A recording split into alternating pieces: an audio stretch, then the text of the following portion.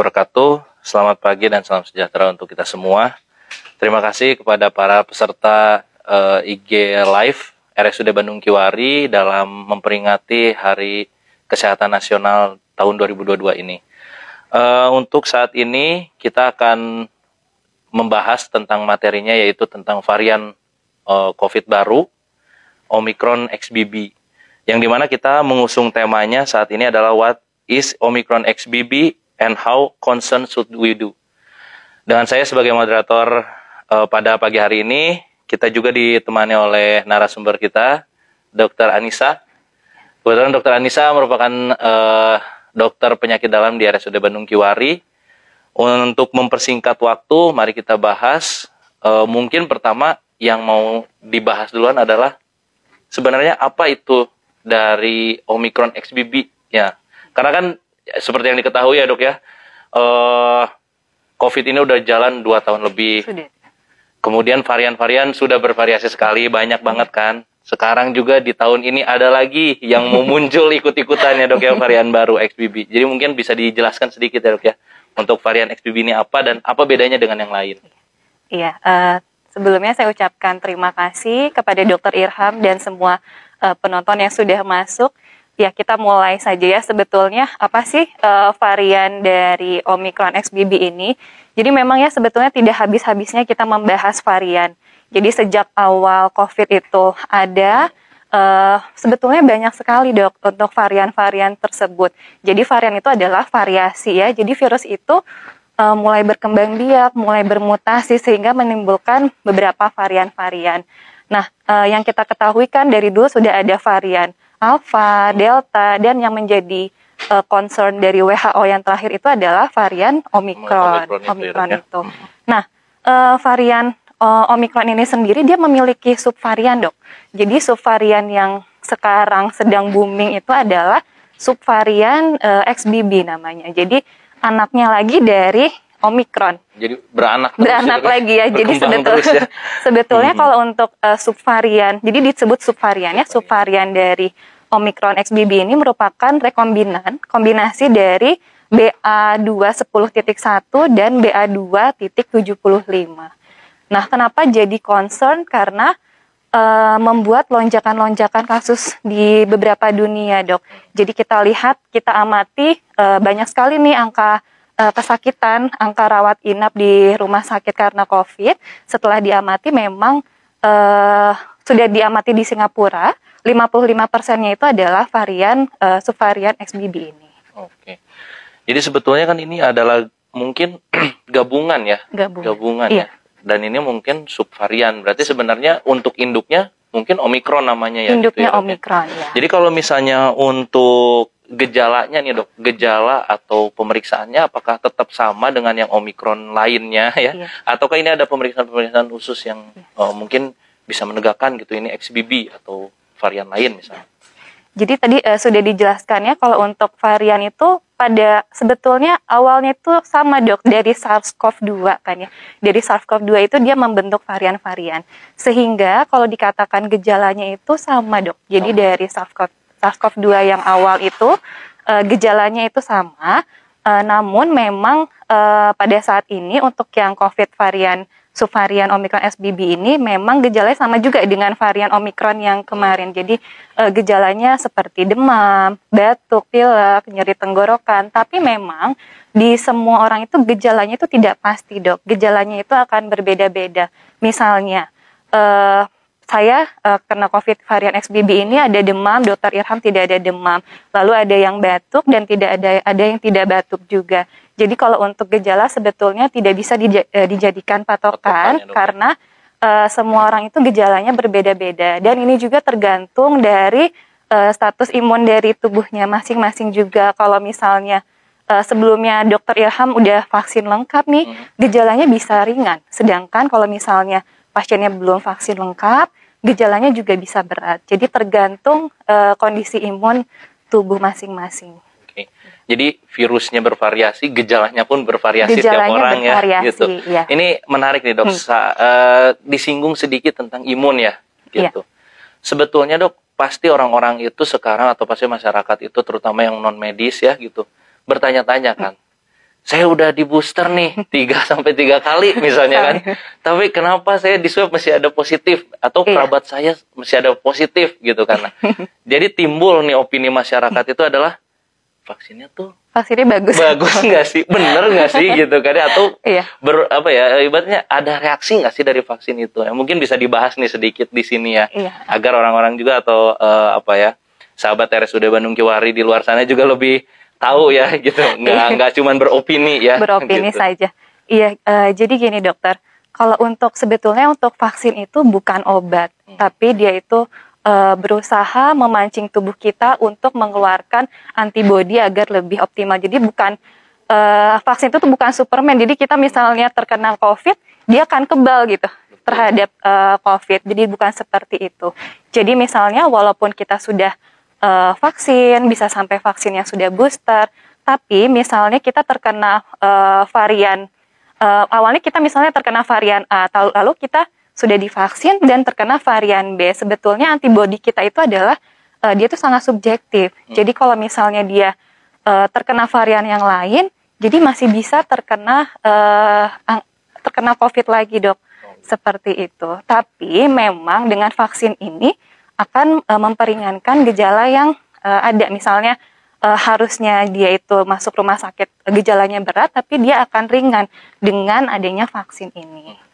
Jadi sebenarnya itu yang harus dipertegas mungkin ya. Vaksin itu bukan obatnya ya. Iya gitu. Betul. Dia cuman menambah aja sevan imun kita kali ya. Iya, gitu. menambah. Agar mungkin angka perawatan di rumah sakit mungkin ya dok ya. Betul. Gitu. Kalaupun memang dia harus berobat, mungkin tidak gejala berat ya. Iya betul. Gitu. Terus ini yang menarik lagi adalah kan disorot lagi nih gitu ya, Omicron XBB berpotensi menyebabkan lonjakan gitu kan ya, terutama di Indonesia nih kan. Sebenarnya apa sih dok yang menyebabkan virus subvarian ini kok jadi bisa menimbulkan lagi potensi untuk lonjakan lagi, terutama di Indonesia? Nah gitu. Iya, nah ini masalahnya kalau untuk yang subvarian Omicron XBB ini dikatakan oleh para ahli dia itu adalah virus yang paling pintar. Maksudnya adalah virus paling pintar mengelabui antibodi kita.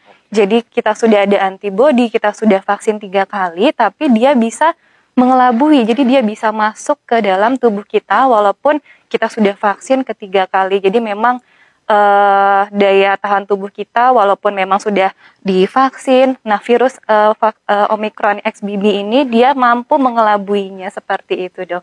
Jadi membuat banyak sekali lonjakan kasus di dunia dan sangat menular untuk varian. Kita sudah tahu ya kalau untuk varian Omicron ini kan memang sangat menular dan ditambah subvarian XBB ini lebih menular dibandingkan induknya seperti itu. Oke, mungkin kalau bicara virus yang pintar mungkin seperti influenza kali ya dok ya. Iya. Dulu kan makanya kita kalau vaksin influenza itu dianjurkan setiap tahun kita divaksin ya. Iya. Gejalanya juga sama ya dok ya, demam, batuk, pilek kayak gitu kan ya dok. Mungkin nanti dok selanjutnya mungkin akan ada wacana mungkin kita harus vaksin COVID ini seperti influenza bisa setahun sekali, 6 bulan sekali, mungkin seperti itu. Karena daya tahan tubuh kita pun setelah 6 bulan mungkin akan turun seperti itu. Diupdate terus ya ibaratnya. Akan gitu diupdate ya, terus, ya. Oke. Terus kemudian untuk pemeriksaan sendiri nih dok ya, gitu kan tadi memang diberitahukan bahwa sebenarnya ini cuma subvarian aja, induknya Omicron dan SARS-CoV juga gitu kan ya. Jadi sebenarnya kalau misalnya orang-orang nih dicek swab atau PCR ternyata positif nih gitu. Nah itu tuh sebenarnya apakah masih valid pemeriksaannya ataukah kalau untuk Omicron XBB ini ada pemeriksaan lainnya dok? Oh iya, jadi izin saya pertegas lagi. Jadi untuk varian Omicron ini kan sama ya sebetulnya virusnya itu dari SARS-CoV-2. Jadi selama virusnya itu SARS-CoV-2, pemeriksaan antigen dan pemeriksaan PCR itu masih bisa kita lakukan untuk pemeriksaan menegakkan diagnosis dari virus SARS-CoV-2 apapun variannya, mau varian Delta, mau varian Alpha, dan beberapa nama varian lainnya yang nanti akan ada, pemeriksaan antigen dan PCR ini akan masih bisa dilakukan. Tapi memang perlu diketahui kalau untuk pemeriksaan antigen kan sudah dari dulu ya, untuk sensitivitasnya lebih rendah dibandingkan untuk yang swab PCR. Jadi kalau untuk swab antigen itu dia butuh beberapa jumlah virusnya nih biar dia itu positif. Sedangkan kalau untuk swab PCR virusnya hanya sedikit saja dia bisa sudah terdeteksi. Jadi seperti itu. Jadi misalnya swab antigen negatif belum tentu dia itu negatif COVID. Jadi harus dilakukan sebetulnya lebih sensitif tes PCR itu. Sebenarnya dok mungkin diupdate ulang kali ya dok ya. Kalau dulu kan ya apa bukan dulu ya. Sekarang juga ya jadi rajin lagi orang-orang tuh swab antigen, swab PCR. Sebenarnya waktu yang pas minimal gitu ya agar tidak jadi false negatif gitu dok untuk pemeriksaan swab antigen ataupun swab PCR mungkin dok. Iya. Jadi untuk swab antigen itu semua orang juga berbeda-beda sebetulnya. Jadi ada misalnya seseorang itu bergejala lalu dia dilakukan swab antigen, ada yang langsung positif, ada juga yang negatif. Jadi swab antigen ini memiliki ambang batas dari jumlah virusnya itu agar dia bisa terdeteksi positif. Jadi memang semua orang berbeda-beda ya dok kalau untuk swab antigen. Tapi swab antigen ini bisa diulangi lagi jika misalnya negatif, bisa diulangi 2-3 hari kemudian untuk swab antigen. Sedangkan berbeda dengan PCR, maupun dia virusnya misalnya hanya 10, hanya 1, dia akan terdeteksi. Ini tadi menyambung sedikit ya dok ya, masalah yang ibaratnya keparahan perawatannya itu. Kalau untuk Omicron XBB sendiri ini yang subvariannya XBB ini gejalanya seperti apa dok? Kebanyakannya apakah memang seperti yang Delta gitu ya, cenderung berat-berat gitu ya, atau malah ringan-ringan nih? Gimana dok untuk saat ini? Ya, kalau untuk saat ini memang sudah dilakukan observasi, bisa dilihat kalau gejala subvarian XBB ini tidak berbeda dengan varian Omicron sebelumnya. Jadi gejalanya itu memang paling banyak itu adalah gejala ringan. Tapi tidak memungkinkan juga kalau misalnya terjadi lonjakan kasus yang sangat banyak, sangat fluktuatif sekali, sangat intensif sekali, bisa menyebabkan angka gejalanya menjadi berat juga seperti itu bisa juga dapat terjadi dok. Ya. Tapi kebanyakan mungkin untuk saat ini karena udah ada vaksin yang buatan dan juga vaksin alami karena terkena mungkin ya. Iya. Jadi mungkin gejala-gejala beberapa malah tidak bergejala tetap ya dok. Iya betul. Dari hasil screening mau perawatan atau gimana mungkin baru ibaratnya baru kedeteksi ya kedeteksi. Gitu ya. Iya. Sebenarnya dok kalau untuk Omicron XBB ini sendiri ya dok ya, cara kita gimana sih dok supaya biar kita nggak kena nih gitu kan, selain udah divaksin 3 kali kan gitu, mungkin ada beberapa yang bisa meningkatkan imun kita juga gitu dok. Jadi sebetulnya kita sudah dalam pandemi ini sebetulnya sudah hampir 3 tahun ya dok. Betul. Seharusnya sih masyarakat sudah mengerti apa yang harus dilakukan. Jadi memang ketika lonjakan kasus ini terjadi, sebetulnya yang harus kita perhatikan itu adalah pola hidup sehat. Tetap dengan pola hidup sehat, dengan makan dengan nutrisi yang baik, yang bergizi, lalu juga istirahat yang cukup, dan jangan lupa juga dok olahraga. Karena jika misalnya ada obesitas, dia juga bisa menyebabkan adanya peningkatan virus itu bisa masuk kan karena ada komorbid ya dok. Seperti itu. Selain dari pola hidup sehat, ya pastinya sih dok yang sudah kita sudah ketahui pakai selalu pakai masker karena hand hygiene yang protokol kesehatannya harus seperti itu. Jadi sebetulnya kita harus mengetahui nih kalau misalnya ada lonjakan kasus pasti nanti ke depannya itu virus ini akan terus bervariasi, bermutasi dok. Jadi sepertinya sih tidak akan hilang karena virus ini akan berkembang biak terus. Jadi nanti ke depannya masyarakat jangan sampai bosan kalau misalnya kok ada lonjakan kasus lagi, seperti itu dok. Oke. Jadi yang terpenting sebenarnya harusnya warga kita juga sebenarnya nggak panik ya. Sebetulnya gitu. Sih jangan panik ya. Karena sebetulnya walaupun dibilang lonjakan lagi untuk saat ini harusnya kita udah lebih baik ya untuk penanganannya, pencegahannya. Karena kita sudah hampir 3 tahun ya dok. 3 tahun kita bersama gitu dengan COVID ini. Jadi menurut saya tips and triknya adalah kita harus menerapkan prinsip gas dan rem. Jadi gini, misalnya sekarang lagi banyak nih, lagi lonjakan lagi ya dok, kita harus mengerem nih. Misalnya, mau ada gathering di mana gitu, kita rem dulu, jangan dulu lah kumpul-kumpul dulu. Tapi kalau misalnya lonjakan kasusnya sudah turun lagi, Dok, nah enggak, kalau misalnya mau gas lagi gitu. gas lagi boleh seperti Oke. itu saja, Dok. Jadi kita kan sudah mulai beradaptasi ya, sudah 3 tahun, sudah mengerti apa yang harus dilakukan. Walaupun sekarang sulitnya mungkin ya, Dok, kalau sekarang kan kantor udah mulai kerjanya di tempat lagi Iya, gitu kan ya. betul. Kalau dulu kan karena awal-awal mungkin Iya. ya, jadi semua di rumah dulu, dirumahkan dulu gitu Iya, kan ya. betul. Ditambah lagi anak-anak sekolah juga yang Anak-anak, mungkin iya. udah pada masuk gitu ya. Iya, betul. Gitu. Terus kemudian kalau misalnya nih, Dok, tadi membahas yang obesitas sedikit ya, Dok ya gitu kan. Apa sih olahraga yang disarankan untuk pasien-pasien yang bukan pasien ya, orang-orang mungkin ya, orang-orang atau warga-warga yang lainnya kalau misalnya ingin sekedar imunnya lah biar naik gitu ya. Iya. Apalagi tadi kayak yang punya komorbid gitu Iya. ya, kan itu concern justru di situ ya, Dok ya. Ya, sebetulnya kalau olahraga ini intensitasnya juga berbeda-beda ya. Kalau misalnya kita yang masih muda bisa seminggu bisa 5 kali, bisa setiap hari dalam waktu 30 sampai 1 jam. Itu olahraganya pun berbeda-beda. Misalnya ada yang jalan kaki atau misalnya lari atau dengan gym. Jadi tergantung sesuai dengan usia dan komorbidnya. Kalau misalnya pada lansia dan dia sudah ada komorbid, yang dianjurkan itu adalah olahraganya seminggu 3 kali dalam rentang waktu misalnya 15 menit sampai 30 menit.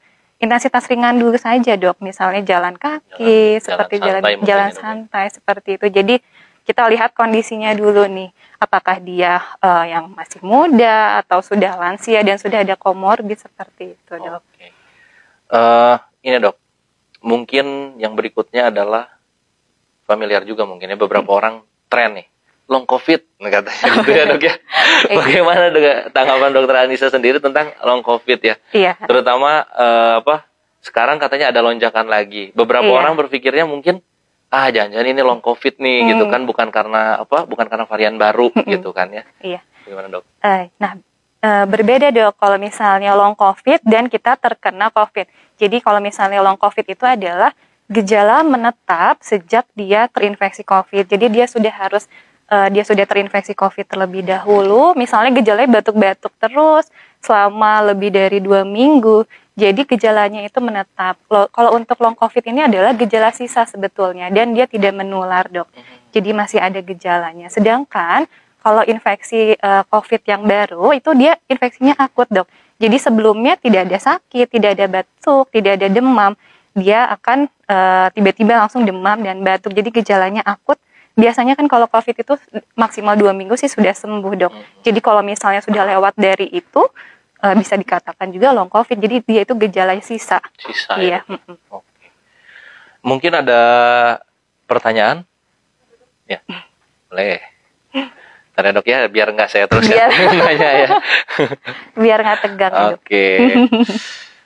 Oke, Dokter Anissa. Ada pertanyaan nih, Dok, dari sahabat Bandung Kiwari. Apakah Omicron XBB lebih berbahaya daripada Omicron? Tadi mungkin udah dijelaskan ya, gitu. Nggak apa-apa deh, mungkin saya jelaskan lagi ya. Jadi untuk Omicron XBB ini adalah subvariannya dari Omicron. Jadi sebetulnya mau varian apapun, gejalanya itu akan sama karena virusnya itu dari satu, yaitu SARS-CoV-2. Dari SARS-CoV-2 ya, dari awalnya hanya dia bervariasi saja. Dan untuk gejalanya pun tidak jauh berbeda dengan Omicron yang sebelumnya, dengan induknya. Jadi setiap orang itu akan berbeda-beda juga sih, Dok, untuk gejalanya ya. Ada yang demam, ada yang tidak, ada yang batuk, ada yang tidak. Jadi tergantung dari daya tahan tubuh kita. Tapi memang untuk varian Omicron ini gejalanya lebih banyak yang ringan seperti itu. Oke. Lanjut ke pertanyaan kedua ya, Dok ya. Apakah gejala Omicron XBB pada anak dan dewasa sama? Harusnya ini ada dokter anak juga mungkin ya, Dok ya. Oke. Iya, baik. Kalau untuk gejalanya mungkin sama juga, tadi sudah saya jelaskan. Untuk anak dan dewasa, mungkin kalau untuk anak tergantung apakah dia sudah, kan untuk anaknya sekarang apakah sudah divaksin atau belum. Tapi memang menurut pengamatan dari pemerintah, kalau untuk gejala dari Omicron ini sebetulnya sama, tidak jauh berbeda. Jadi untuk anak sama dewasa sebenarnya gejalanya sama Sebetulnya aja, ya, gejalanya sama. Itu oke. Kemudian yang ketiga dok, saya sudah menjaga protokol kesehatan dengan ketat katanya dok, tetapi masih terkena COVID. Apakah karena saya stres sehingga tubuh saya mudah terkena COVID? Nah mungkin hubungan stres dengan daya tahan tubuh ya dok, ya, Bisa sering juga ini ya. Iya bisa juga sih, iya. Iya. Apakah betul, saya izin pastikan lagi, apakah betul untuk protokol kesehatannya betul-betul dijaga, misalnya di rumah, susah ya, paling susah kalau kita menggunakan masker di rumah, misalnya kita tertular dengan keluarga itu tuh masih bisa. Kalau memang protokol kesehatan di luar rumah sudah ketat, tapi misalnya orang di sekitar keluarga kita belum, kan kita masih bisa tertular ya dok, seperti itu. Apalagi tadi sudah saya jelaskan, antibodi kita itu sangat subjektif, jadi kalau misalnya ada varian yang baru masuk ke dalam tubuh kita itu masih bisa kena dok, masih bisa kena infeksi seperti itu. Jadi sebetulnya harus dipastikan dulu ya dok. Iya. Karena bukan kita aja ya. Iya. Misalnya kita ada apa ya, ada anak, ada suami misalnya, atau ada istri gitu. Iya betul. Terus mereka apakah mesti kontak sama orang lain atau enggak gitu kan ya dok ya. Datang ke rumah. Kalau dulu mungkin zaman-zaman awal begitu nyampe rumah langsung mandi, ganti baju dan lain-lain ya dok ya. Iya. Kalau sekarang ya mungkin cuman sudah lebih baju santai ya kalau gitu sekarang. Kan, ya. Itu juga bisa menjadi potensi mungkin ya, iya, betul. untuk penularan. Iya. Bukan dari kita, mungkin dari orang lain iya. dok ya gitu. Kemudian pertanyaan berikutnya nih dok. Saya sudah divaksin dok. Saya sudah kena COVID dok gitu.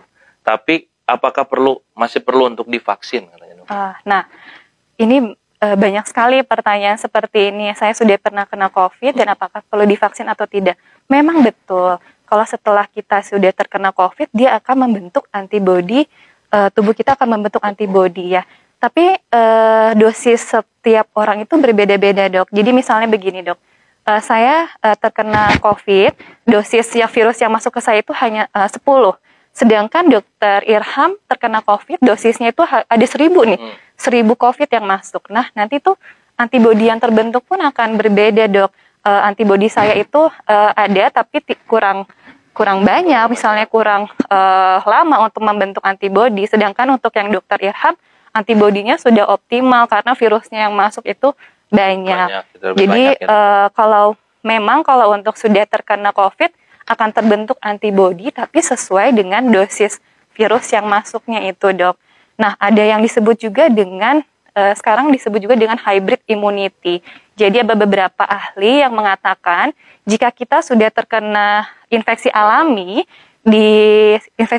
dan kita diberikan vaksinasi, dia akan membentuk antibodi yang sangat-sangat optimal dok. Yang disebut juga dengan hybrid immunity. Jadi kayak double gitu ya dok ya? Jadi double karena jika kita diberikan vaksin itu dosisnya sudah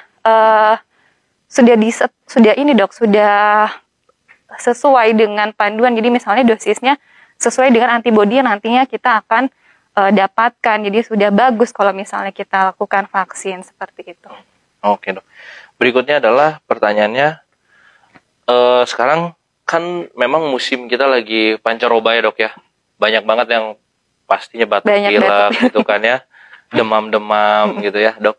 Nah bagaimana dok kita bisa tahu apakah kita terkena COVID atau cuman batuk pilek biasa gitu dok? Iya. Jadi sebetulnya gejala COVID ini sama ya seperti gejala influenza sebetulnya. Gejala batuk, demam ataupun pilek. Ya, kalau misalnya kita mau tahu kita terkena COVID, lakukanlah yang tes antigen atau tes PCR itu untuk menentukan kita terkena COVID atau tidak karena gejalanya itu sama dok. Gejalanya sama ya dok, seperti flu, seperti itu. Ya, kita juga sebenarnya itu pertanyaan yang buat kita juga gimana ya gitu kan ya dok ya, karena mau nggak mau ya dok ya, kita taunya cuman kalau di PCR atau di swab AG gitu kan ya. Iya. Gitu. Nah sekarang pertanyaan berikutnya adalah kalau swab AG dan PCR nih dok, ada yang katanya dia udah di PCR positif, ternyata dia coba swab AG negatif hasilnya dok. Iya. Jadi katanya harus gimana dok saya? Apakah tetap isolasi, isoman atau nggak usah? Katanya. Tetap isolasi. Tadi kan sudah saya jelaskan ya, kalau untuk swab PCR lebih sensitif dibandingkan tes antigen. Jadi virusnya hanya satu pun dia akan terdeteksi di swab PCR. Oke. Jadi tetap harus isolasi. Jadi kalau ada yang udah swab PCR lebih baik gak usah swab antigen ya, Gak Dok, ya? usah swab Nggak usah antigen, swab kan? antigen Iya. gitu ya, karena bikin galau aja. Galau pasiennya, galau dokternya Oh, juga gitu. jadinya. Gitu ya. Iya, betul. Oke, ada pertanyaan lagi deh? Belum ada ya? Gitu. Iya. Kalau misalnya untuk varian COVID yang XBB sendiri ini ya, Dok, ya gitu. Sebenarnya nanti ini mungkin yang nonton bukan, takutnya bukan cuman warga aja ya gitu ya, ada para medis juga gitu ya. Sebenarnya kalau misalnya untuk penanganannya sendiri nih, Dok, untuk penanganan awal lah, Dok, ya gitu, ataupun terapinya ini, apakah masih sama seperti yang sebelumnya atau udah ada update lagi, Dok? Untuk sekarang karena sama dari SARS-CoV-2, mau apapun variannya, terapinya itu masih sama seperti Masih sama itu. seperti dulu. Iya, jadi belum ada update lagi untuk yang terbaru, terapinya tetap sama. Baik. Paling ditambah isolasinya juga mungkin tetap sama kayak Iya, isolasi yang dari Kemenkes 10 hari. 10 hari. Iya, seperti itu. dengan ada gejala mungkin tambah 3 Udah ada tambah 3 hari bebas hari itu. gejala. Iya. Ya mungkin apa ya, kalau untuk saat ini kita lebih harus merefresh aja kali ya, Iya, Dok, ya betul. gitu, karena sebetulnya udah cukup lama lah ya kita Iya, sudah. hidup berdampingan ya, Iya. gitu, dan mungkin nantinya juga akan terus seperti ini Iya, ya, Dok. betul. Mungkin yang tadi seperti dokter sampaikan mungkin ya, mungkin akan divaksin berkala mungkin ya, Mungkin Dok, ya, akan seperti ke depannya, influenza gitu iya. ya, Dok, ya. Oke. Dan saat ini memang sepertinya ada wacana untuk dilakukan vaksin bivalen. Jadi vaksin yang kita dapatkan selama ini itu adalah vaksin yang univalen. Maksudnya univalen adalah dia itu memasukkan virus yang original, yang dulu dari Wuhan itu, yang selama ini kita pakai itu adalah vaksin univalen. Dan di Amerika sudah ada wacana untuk menggunakan vaksin bivalen. Jadi dia itu vaksin mRNA yang ada kombinasi. Jadi dari virus yang dulu, yang original SARS-CoV-2 yang original dari Wuhan ditambah dengan Omicron. Oh, yang Jadi sekarang, dia ya. yang sekarang itu, jadi dia lebih efektif untuk kasus lonjakan ini. Ada wacana seperti itu, tapi di Indonesia sih belum ada. Oke. Iya. Sedikit ya, Dok, ya, sedikit tentang vaksin nih, Dok, ya. Banyak yang suka bertanya juga sebetulnya. Saya udah divaksin ini, Dok, boleh nggak divaksin ini? Gitu. Iya. Misalnya, yang satu divaksinnya awalnya Moderna dulu nih. Mau booster, Dok, saya gitu kan. Mau booster kedua berarti. Nah, iya gitu kan. Apakah bisa sama ataukah harus vaksin yang berbeda? Termasuk yang sudah vaksin ke satu keduanya misalnya pakai Sinovac ya, Dok, ya? Iya, biasanya sih. Nah, booster ketiganya nih, gitu kan? Mau pakai apa gitu kan? Apakah boleh, bebas, atau harus apa gitu? Boleh, kalau untuk boosternya memang lebih baik yang dengan kandungan mRNA yang memang dia efikasinya dikatakan 90%. Jadi misalnya Sinovac, vaksin ke-1 dan keduanya, untuk boosternya memang lebih disarankan untuk yang mRNA. Dan untuk yang booster kedua pun mRNA seperti itu. Jadi mRNA ke mRNA lagi Iya. mungkin ya, Dok. Iya. Kalau misalnya mau tahu mRNA apa, search aja ya, Dok, ya. Di searching aja. Nanti disangkanya Nanti jualan. apa, iya, jualannya gawat nanti. Oke, paling Iya. kalau misalnya memang tidak ada pertanyaan lagi, atau masih ada pertanyaan? Oke.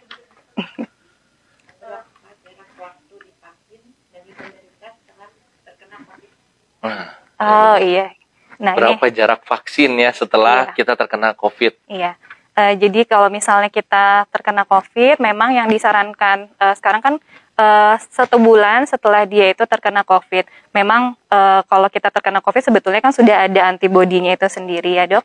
Jadi disarankan itu 1 bulan atau bisa 3-6 bulan karena antibodinya itu masih bagus juga setelah terkena COVID. Oke, Iya. kalau gitu.